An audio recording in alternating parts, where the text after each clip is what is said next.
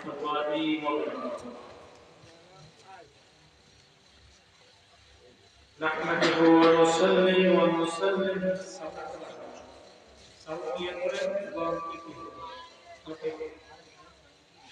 نحمده ونصلي ونسلم على رسوله الكريم. أما بعد، فقد قال الله تعالى في كلامه المجيد والفرقانه الحميد. بسم الله الرحمن الرحيم.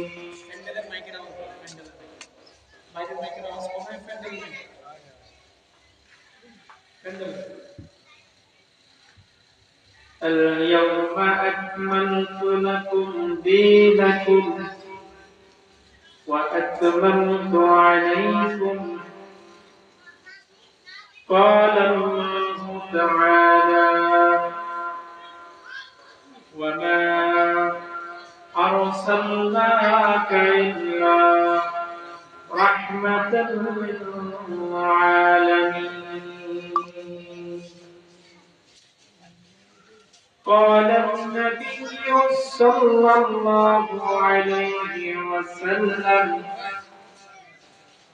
أنا خاتم النبي لا نبي بعدا. شان محمد صلى الله عليه وسلم. إن الله وملائكته يصلون على النبي يا أيها الذين آمنوا صلوا عليه وسلموا تسليما. صلى الله محمد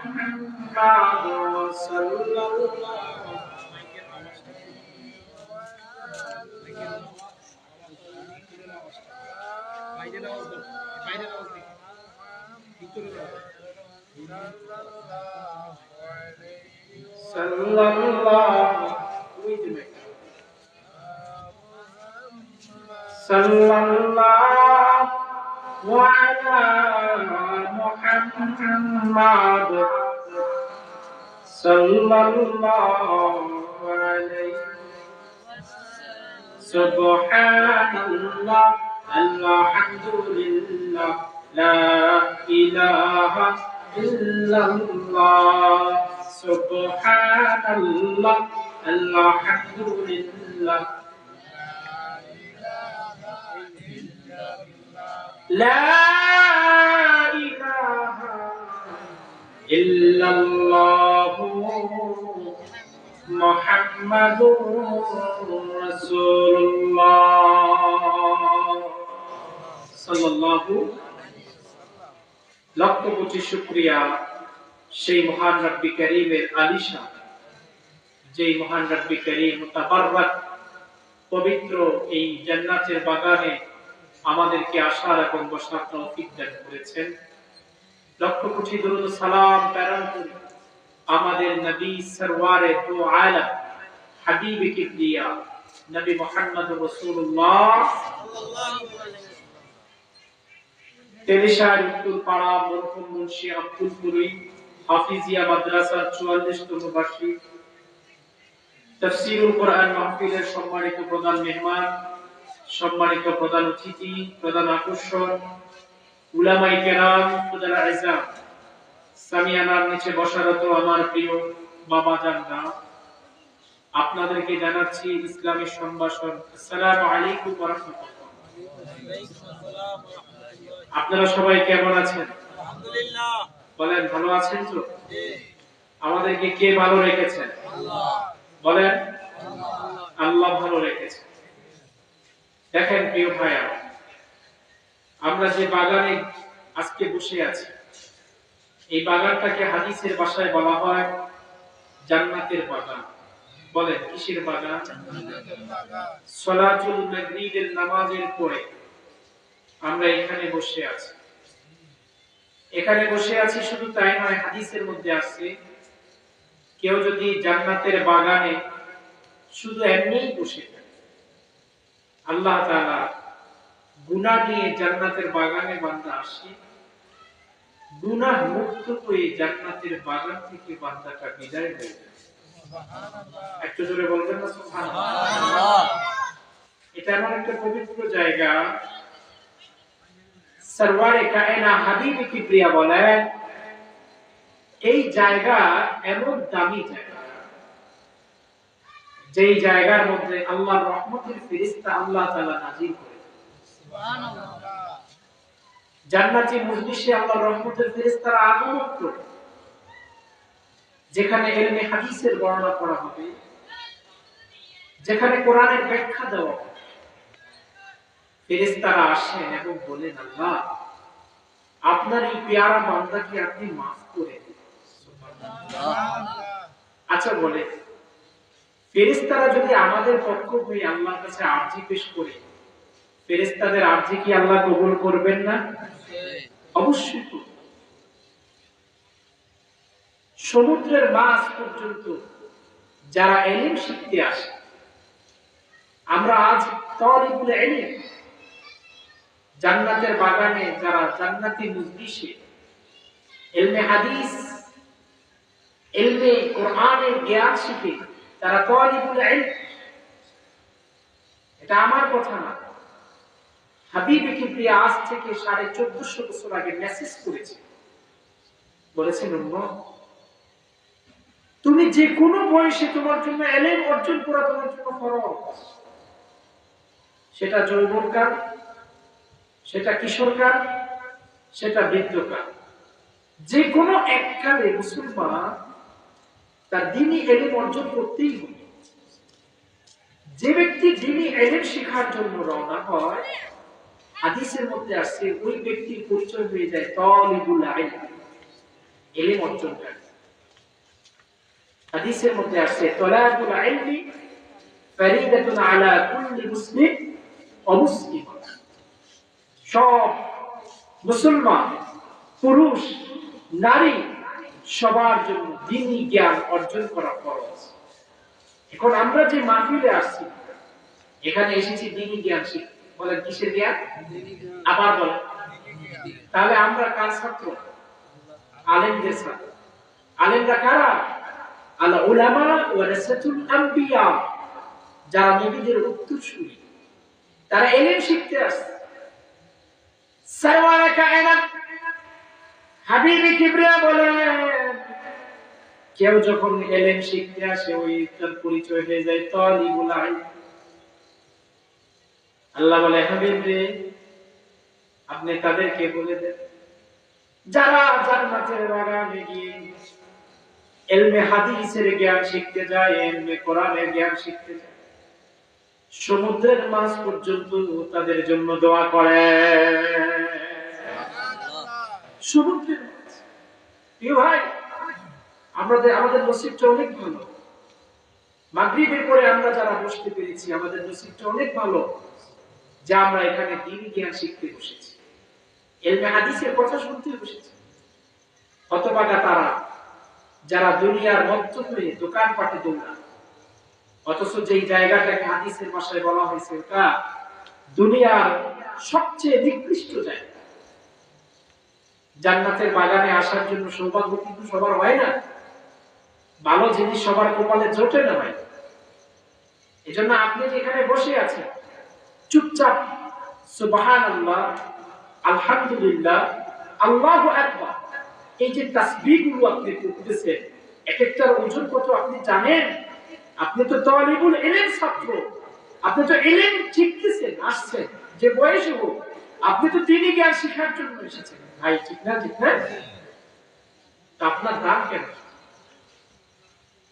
আল্লাহ বলে, হাবিব রে যারা দ্বীনি জ্ঞান শেখার জন্য জান্নাতি মজলিসে রওনা দেয়, রহমতের ফেরেশতারা তাদের সঙ্গে যায়। শুধু তাই নয় রে, তাদের জমিনের মধ্যে আমি পাতা বিছিয়ে দিই, নূরের পাতা। দিন শিখার জন্য কেউ যখন রওনা হয়ে যায়, এই পথের মধ্যে কেউ যদি মারা যায়, ওই ব্যক্তিটা সরাসরি জান্নাতে চলে যাবে। এখন আমরা তো বাড়ি থেকে আসছি না ভাই, আমাদের যদি বাড়ি যাওয়ার নসিব না হোক, এমনও তো আছে কত মানুষ মাহফিলে এসে মারা যায়, যায় না যায় না।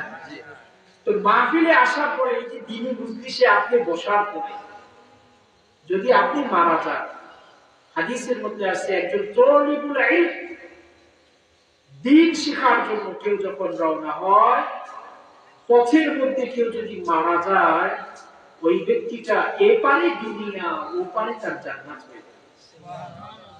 আমরা বড় ভাগ্যবান না ভাই? বলেন আমরা ভাগ্যবান না?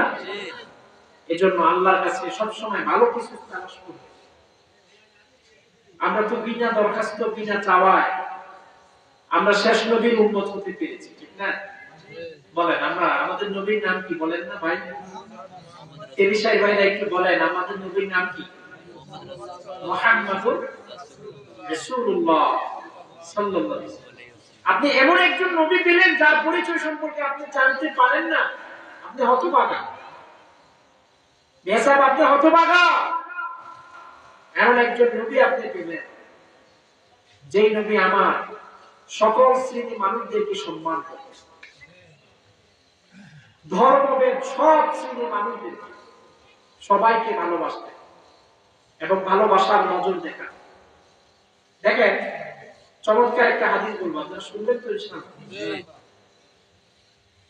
আল্লাহ হাবিব সরওয়ারে কায়নাতের জুতা বহন করতেন একটা ইহুদি ছেলে। ইহুদি ইহুদি কাদেরকে বলা হয়? যারা মুসা কালিমুল্লাহর উম্মত ছিলেন, উত্তরসূরি ছিলেন।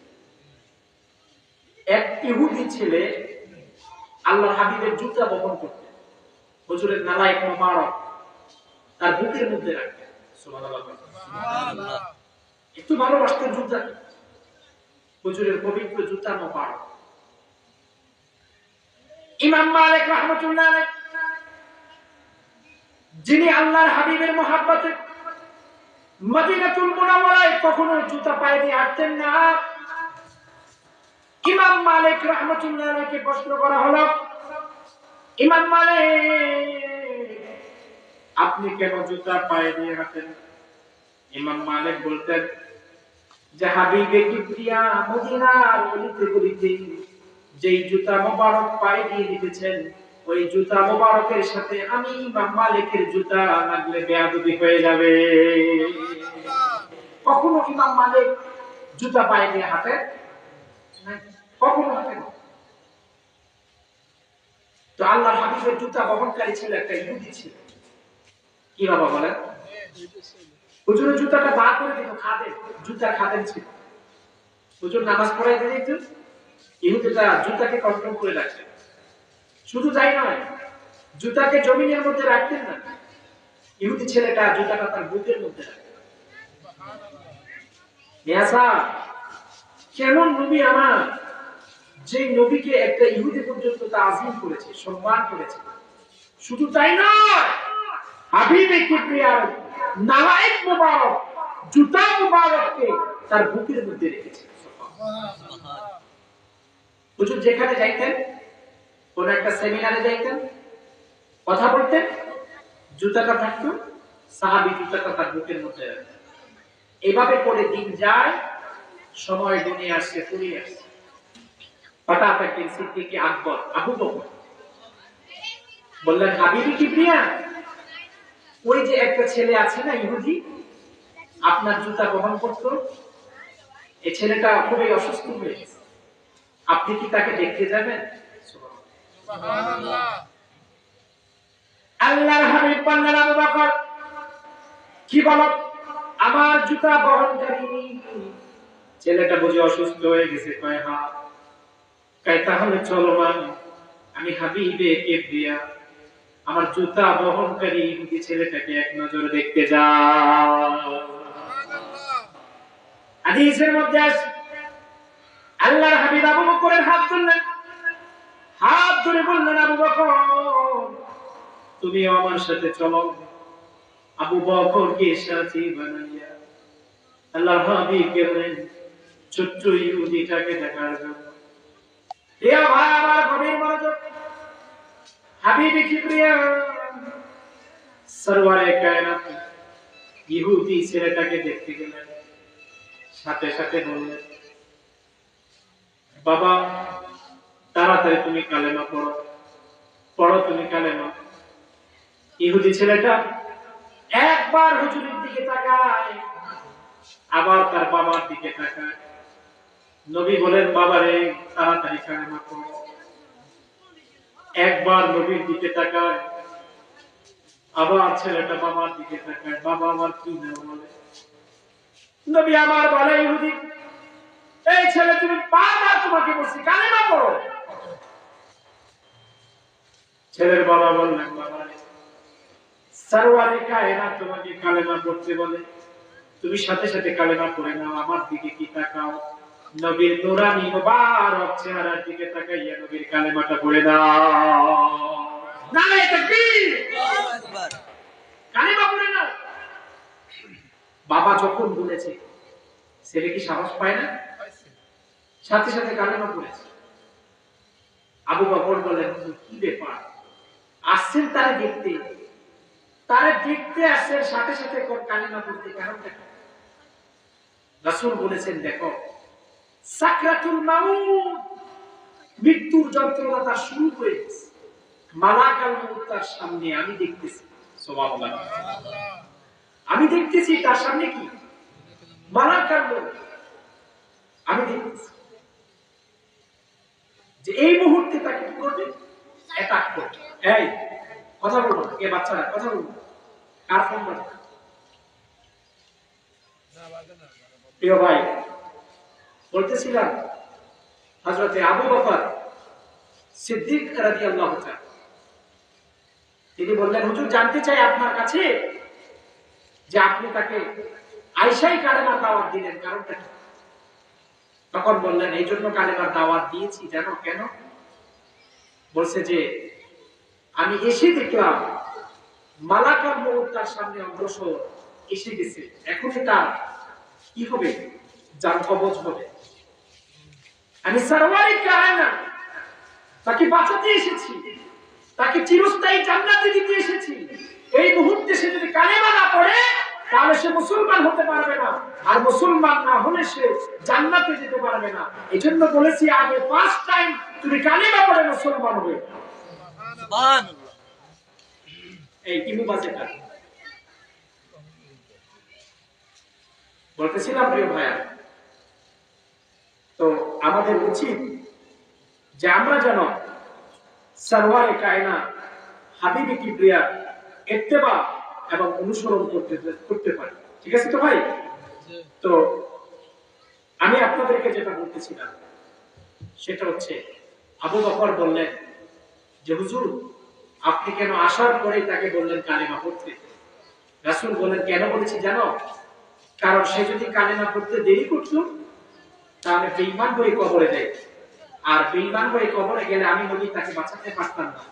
কারণ আমি নবী জুতা মোবারক সে বহন করেছে, এই জুতা মোবারক বহন করার কারণে আমি নবী তার কাছে ঋণী হয়ে গেছি। সুবহানাল্লাহ, দেখছেন কেমন নবী আমার, যে নবী আমার একজন ইহুদিকে দেখতে যায় এবং কোন সময়ে আর শেষ সময়ে তাকে বাঁচাতে চায়, সে যেন জান্নাতে যেতে চায়। কেমন নসিব, মরণের ঠিক আগে কালেমা পড়ে বিদায় হয়ে গেছে, জীবনে একত্র নামাজও পড়ে, জীবনে একত্র নামাজ পড়ে না, জীবনে একটা রোজাও রাখে না, কোরআন তেলাওয়াত করে না, তাসবিহ তাহলিল করে না, কিন্তু কালেমা পড়ে বিদায় হয়ে গেছে। এজন্য হাদিসের ভাষায় আছে, মান ক্বালা লা ইলাহা ইল্লাল্লাহ ফাদাখালাল জান্নাহ, কেউ যদি শেষ সময় কালেমা পড়ে বিদায় হয়ে যায়, খাতিমা বিল খাইর, আল্লাহ তাআলা তাকে এপারে দুনিয়া ওপারে জান্নাত দিয়ে দেয়। আল্লাহু আকবার, আল্লাহু আকবার। সেটা নসিব কি ভালো না ভাই? একেবারে শেষ সময় সে কালেমা পড়েছে, কালেমা পড়ে মুসলমান হয়ে দুনিয়া থেকে বিদায় হয়। ঈমান ছাড়া আপনি জান্নাত পাবেন?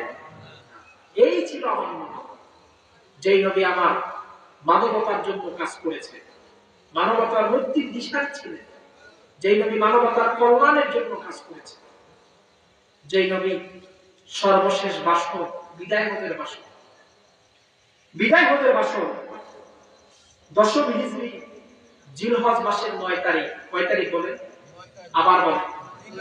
বিদায় হতের ভাষণ জিলহজ মাসের কয় তারিখ? 9 তারিখ। আল্লাহ হাবিব দুপুর বেলা জাবালে রহমত পাহাড়ের কাছে সবাইকে নিয়ে গেছে। সুবহানাল্লাহ।